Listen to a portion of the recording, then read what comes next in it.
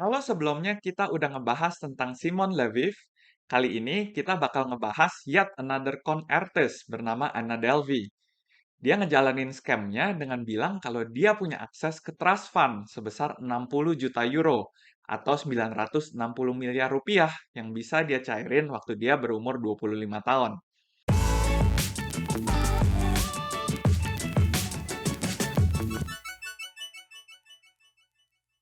Halo teman-teman, welcome back to my channel. Dan buat teman-teman yang baru join, nama gue Reza, dan gue udah berkarya di bidang accounting dan finance buat lebih dari 13 tahun. Di channel ini, gue bakal banyak ngebahas soal keuangan dan investasi, karir, dan juga review buku. Di video kali ini, kita bakal ngebahas tentang Anna Delvey di film Inventing Anna. Kalau film Tinder Swindler dibuat sebagai film dokumenter yang berdurasi 2 jam, film Inventing Anna ini dibuat sebagai series dengan total durasi kurang lebih 10 jam.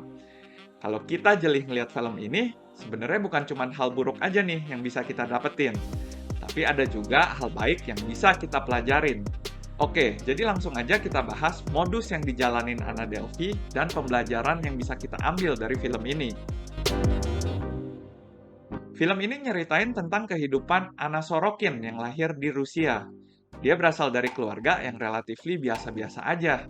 Bapaknya kerja sebagai sopir truk, dan ibunya ngejaga toko punya keluarga mereka. Interest dan talent Anna di dunia seni dan fashion udah kelihatan sejak dia masih kecil. Dan setelah dia selesai sekolahnya, dia kerja di salah satu perusahaan fashion magazine. Sejak saat itu, dia ngerubah nama dia jadi Anna Delvey. Dia juga ngejalanin persona barunya sebagai anak dari seorang bilioner asal Jerman. Gak lama setelah dia punya kesempatan buat nonton New York Fashion Week, Anna tiba-tiba kepikiran suatu ide gila. Dia pengen ngebangun suatu club and art foundation di New York yang rencananya dia namain Anna Delvey Foundation atau ADF. Dan gak nanggung-nanggung, Anna mau tempat ini jadi tempat terbaik di kelasnya yang bisa disetarain sama Soho House.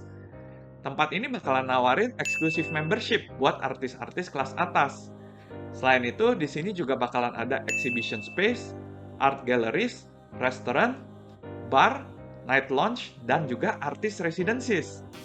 Ana nggak mau nanggung-nanggung buat proyek impiannya ini. Makanya dia pilih semua yang terbaik buat proyek ini. Mulai dari tempatnya, dia pilih bangunan bersejarah 281 Park Avenue South di tengah Manhattan.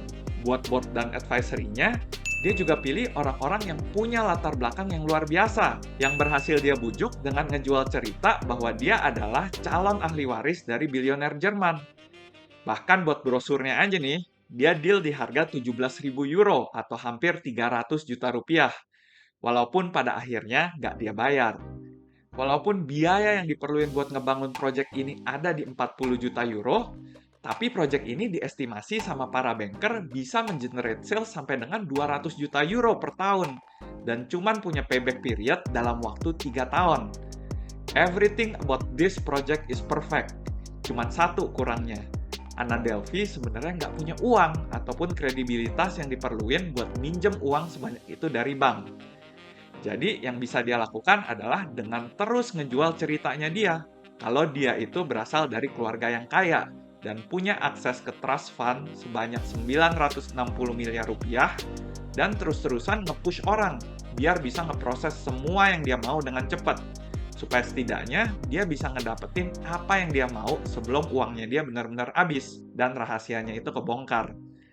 Tapi karena keberadaan trust fund-nya itu memang nggak bisa dibuktiin, bank mutusin buat nolak pinjamannya dia sebesar 20 juta euro, yang bikin Anna juga kehabisan uang buat ngejalanin lifestyle mewahnya itu.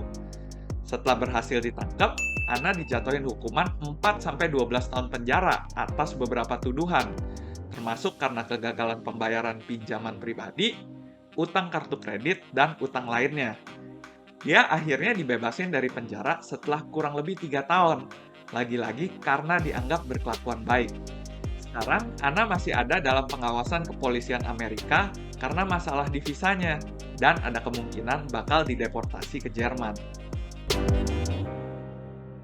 Dari kasus Anna ini, kita bisa belajar bahwa lifestyle yang glamor itu bukan buat semua orang. Gua nggak ngomongin soal mimpi dulu ya, karena semua orang sebenarnya berhak punya mimpi buat jadi orang sukses dan punya gaya hidup yang mewah. Jadi kita harus bisa misahin nih antara mimpi sama realita, antara masa depan yang mau kita capai sama apa yang kita punya saat ini. Di kasusnya Ana, setiap kali dia ditembak sama orang tentang kehidupannya dia akan selalu bilang kalau dia itu ngerasa dijudge sama orang-orang ini tentang masa lalunya. Padahal harusnya orang cuma perlu peduli sama usahanya dia saat ini dan apa yang bisa dia dapetin di kemudian hari. Sebenarnya nggak ada yang salah sama statement dia ini. Tapi menurut gua, yang salah adalah dia nggak bisa narik garis pembatas antara apa yang mau dia punya sama apa yang dia punya sekarang.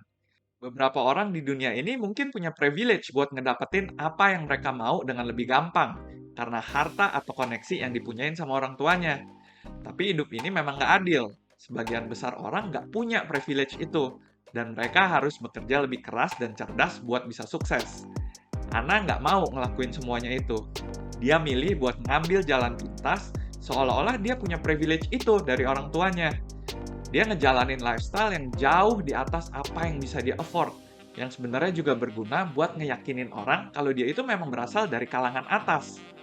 Hal-hal kayak gini nih yang salah, dimana kita harusnya nggak boleh biarinin uang ngikutin lifestyle kita, tapi harusnya lifestyle kita lah yang harus ngikutin uang kita.